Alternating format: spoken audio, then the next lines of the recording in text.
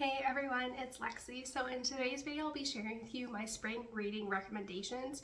So spring is, I always feel like a very atmospheric time to read. It's where I kind of gravitate towards historical fiction, certain types of fantasy, and kind of more contemporary reads. So I'm really excited to kind of share these reading recommendations. They are kind of all over in terms of genre. I would say they kind of skew a little bit historical fiction heavy, but I really enjoy these, and these are ones I think I just associate with the springtime because I either read them around this time, or I think they kind of just give that kind of perfect feeling to complement the kind of wet, soggy springtime. So without further ado, let's get started. Starting off, I first have Hamnet by Maggie. This is a book that I read kind of around Christmas time, and I was really blown away by this. It is the story of Hamnet, who was William Shakespeare's son who died from the plague. And it is, even though the book is titled Hamlet based on that character, it is very much kind of the love story between William Shakespeare and his wife, and kind of the fallout, and how like Hamnet inspired Hamlet, the play. So I think this one is a very interesting historical fiction. I really enjoyed it, and I believe the way it was written was really gripping, especially because we know that this father figure for Hamnet is William Shakespeare, but they don't refer him to they don't call him that by name, which I thought was a really interesting kind of twist. And there's some like magical realism aspects in here as well, but I think this is a very like subtle and very powerful historical fiction read, especially because the first half of the book is dealing with, William Shakespeare and his wife kind of falling in love, and then the second part of the book deals with the grief that they have after the death of their son. And I really enjoyed this. It was a really unique historical fiction read. I haven't really read anything from this time period, and because it's like a fictionalized story based on these real events, it was, I thought, like a really good take on this. It added kind of a more interesting narrative, and I thought it was really well handled. It is also fairly short too, so I don't think it's that like daunting of a read, but I thought it was incredibly well written, and I think a really good kind of book to read around the spring season. Next up, I have the Dark Witch trilogy by Nora, and the reason why this book this trilogy in general screams spring for me is because I marathoned this trilogy towards the end of my undergrad degree, so around like April, May, when finals and everything were being wrapped up and I was graduating. So I just kind of associate it with this time, but it takes place in Ireland, where we follow this family who several centuries ago defeated this evil sorcerer, but they weren't able to completely kill him. So he's been kind of brewing and stewing for centuries, waiting for the time to strike, and the remaining descendants of this family must kind of go and defeat him. But I think because it takes place in Ireland, I just had that, like, I felt like it kind of fit with this spring season where everything's like a little bit wet, the green grass and kind of like that mist, like that wetness that spring brings with it.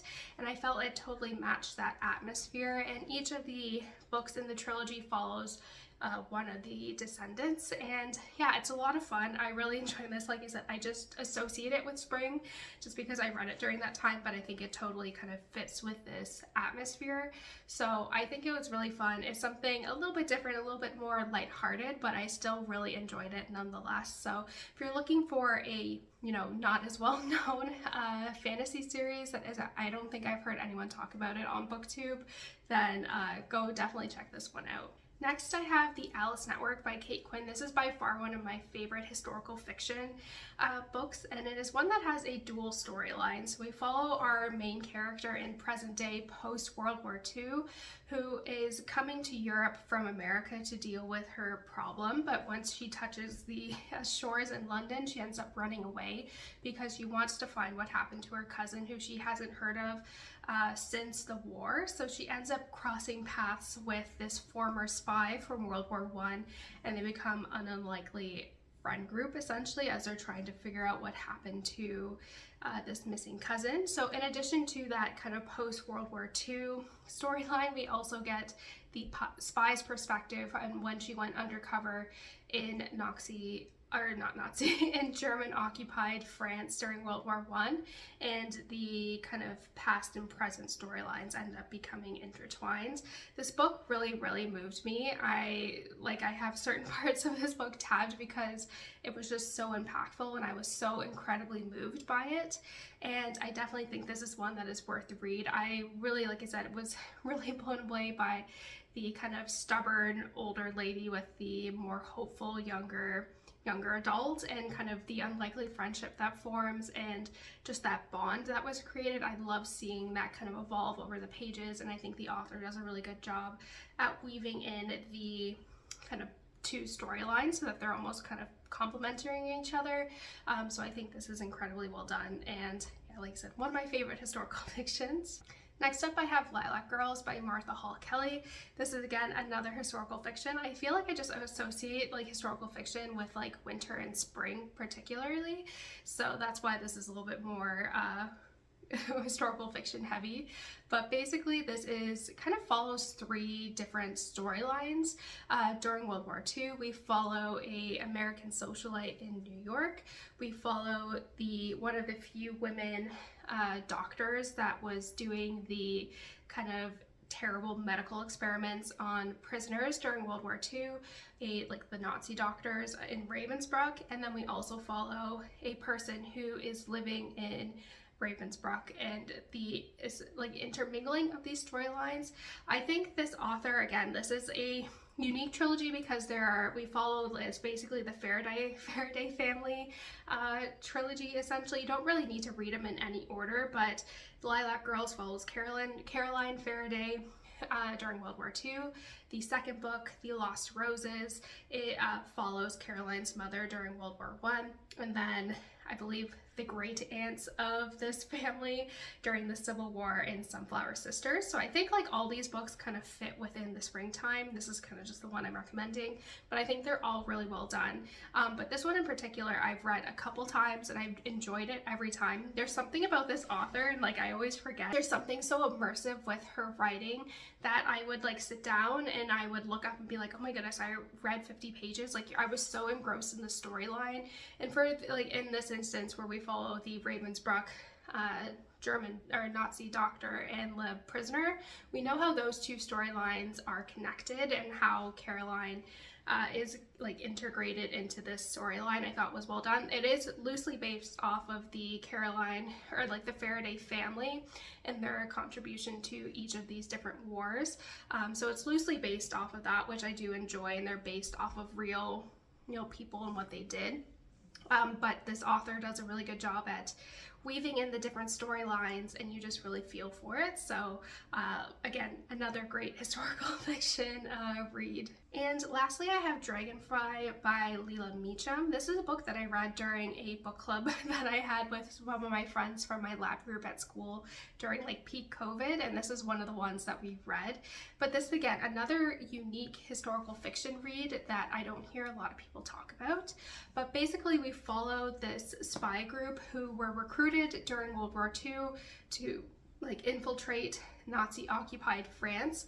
And I guess while this is going on, a lot of chaos happened, but we know at the beginning of the book, one member of the kind of spy group was killed or presumed dead. And this kind of follows, at the beginning of the book, we're told that the characters are told that they think that one person who was presumed dead is actually alive, and it kind of goes back where we get flashbacks to the recruitment phase, the training, and then them kind of going into Nazi occupied Paris, and then like the after effect. And this one was really well done. I think you really much care for a lot of the characters and the suspense that you have, because you don't know who is the one who actually is presumed dead.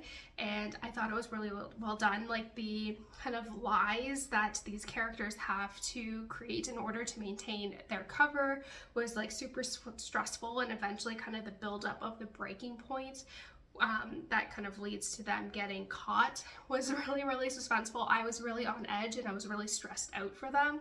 So that's how you know it was really well done, where I had that like visceral reaction where my heartbeat like was increasing because I was like stressed with the characters. So I think that is a testament to how fun and well written this book was. So again, this is something a little bit more unique. Like I had never really have dealt with a lot of the espionage side to war. Even though the Alice Network does tap into this one was like a much greater scale because I think there was like 5 or 6 characters that were part of that spy network, and it was just like really fun to read. And I think if you're looking for a different historical fiction, and if you like World War II historical fiction, I think this would be great to dive in. So yeah, that's it guys. Thank you guys so much for watching. I hope you enjoyed this video. Let me know in the comments below what some of your spring reading recommendations are and all of that fun stuff. So yeah, thank you guys so much for watching. Don't forget to give this video a thumbs up, and I will see you guys next time. Bye guys.